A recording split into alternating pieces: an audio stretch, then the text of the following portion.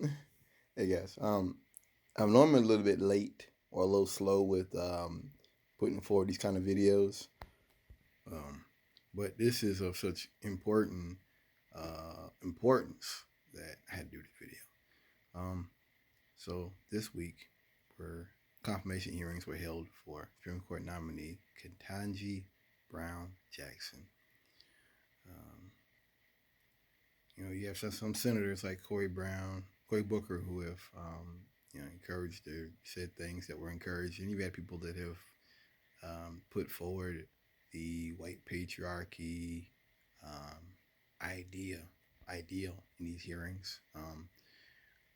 I did not know Lindsey Graham asked her about her religion and then said, she's a Protestant.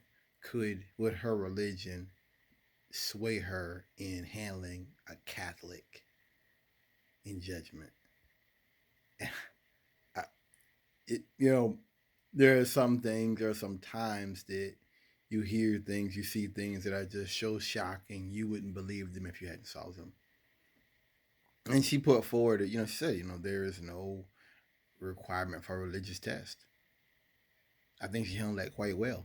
And handling quite well, what I mean by that is um, Miss Brown recognizing and understanding that she's going into a den of lions and that she's being interrogated by people who are attempting to make her like a fool.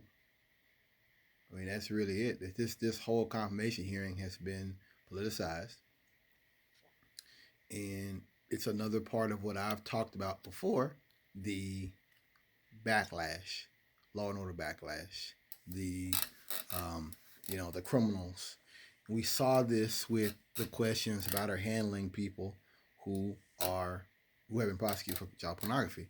Um, we've heard some other things. She wrote a book of the anti-racist baby. She wrote that like when she was in college, I think, or something, or she's real young. And it's crazy that Ted Cruz held the book up and put it forward like what was it, Alex Vitality, End of Policing. They put it forward of these books are so radical, and look at how they're look at how many books have been bought since then. I think that the law and order backlash that they're using against her in these hearings, uh, it won't work. I think it's antiquated. I think it's something that, uh, you can see it. That's what this is all about. This is all about trying to find out, trying to find fault. I like this. Chairman Senator Dick Durbin, Illinois Democrat, opened Wednesday lamenting his panel had been, quote, the testing ground for conspiracy theories and culture war theories. That's it. I listen to a show. I try to catch it. A news hour. I think it's Brooks and Capehart. They come on the end of the week. And Brooks made a great point. He said that the senators in this hearing, we don't really have senators. We have a bunch of uh, afternoon talk show hosts. And he's referring to Jerry Springer. He's referring to Maury with he's not the father. These are people that, we're putting forward a program that's for entertainment. That's gonna make some people angry. It's gonna make some people sad. But this is to gain an objective. Reasonable. This isn't a reasonable, rational assessment of whether he's good enough for the job. That's not what this is about. Tucker Carlson talking about her needing to put forward her LSATs. What? You didn't ask that with Kavanaugh. Why are you asking that with her? And I heard this individual make a great point that for black people, you're always having to prove yourself. You're always there's like in their world, it's never good enough. It's never like no matter how hard you work, no matter how many hours you put in and overtime, it's always just enough to get by. Um, I want to say this. She's making history as the first black woman nominated for the court, which once upheld racial segregation in America and for 233 years has been filled mainly with white men. I want to reaffirm a statement I made earlier that this is not a hearing this week. This has been an interrogation. This has simply been throwing stuff at the wall and seeing what sticks. Uh, I don't really care about her as a black woman. That's not an issue I care about. I care more a lot about uh, policies. I care about a person as a philosophy, progressivism. Um,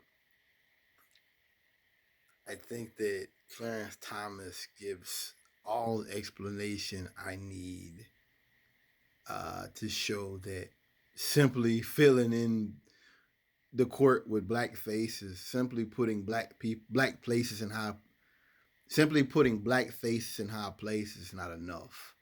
Uh, what is called for is an understanding, hermeneutics of suspicion of corporate power, understanding about climate change, uh,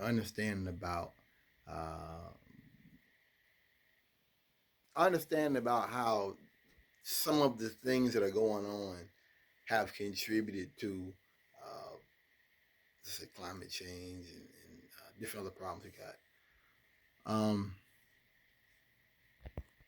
I guess it did shock me to see Lindsey Graham ask her something so blatantly unethical as to ask her would her religion keep her from voting properly. Uh, you know, there's people on Reddit, they talk about Handmaid's Tale. They think America's going in that direction. And I never thought about it until that this is, we're putting forward a white patriarchy government, that this is dominionism, that we have to make sure everybody that's in office is of the same mind as we have. Um, that's crazy. That's crazy. And I hope that that counts for something. I sometimes I hope that people can just see uh, how blatantly dishonest Republicans are, how blatantly unethical they operate. I mean, we know with Trump that was not a deciding factor in the impeachment in the first one. We know that's not a deciding factor. That these guys get away with this stuff regardless. That there's actually a value to being bombastic. There's a value to be vulgar. There's a value to uh, be disrespectful to huge segments of our population. Anyway, thanks for listening.